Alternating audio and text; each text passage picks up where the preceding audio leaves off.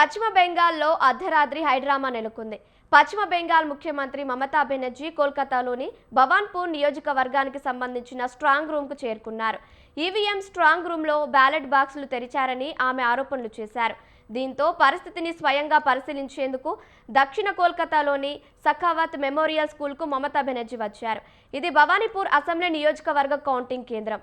అక్కడ ఏప్రిల్ 29న జరిగిన పోలింగ్కు సంబంధించిన ఈవీఎంల స్ట్రాంగ్ రూమ్ ఉంది.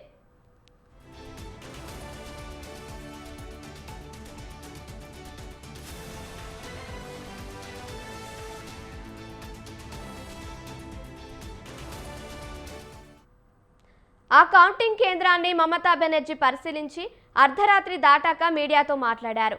అభ్యర్థి లేదా ఒక ఏజెంట్ మాత్రమే అంతస్తులో ఉండవచ్చన్నారు. మీడియా కోసం సీసీటీవీ కెమెరా ఏర్పాటు చేయాలని కూడా తాను సూచించానన్నారు.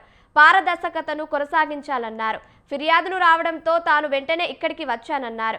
కేంద్ర బలగాలు మొదట తనను లోపలికి అనుమతించలేదన్నారు. లెక్కింపు ప్రక్రియలో జోక్యం చేసుకుంటే తాము సహించబోమన్నారు. ఇక్కడ ఈవీఎంల కోసం స్ట్రాంగ్ రూమ్ ఉందని, చాలా చోట్ల మ్యానిపులేషన్ జరుగుతోందని తాము గమనించామన్నారు.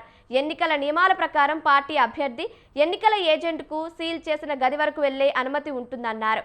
తమ పార్టీకి చెందిన ఏజెంట్ను అరెస్టు చేశారన్నారు. ఏకపక్ష వైఖరి కనిపిస్తోందన్నారు. తప్పుడు చర్యలకు పాల్పడితే ప్రాణాలు అడ్డుపెట్టి పోరాడతామన్నారు.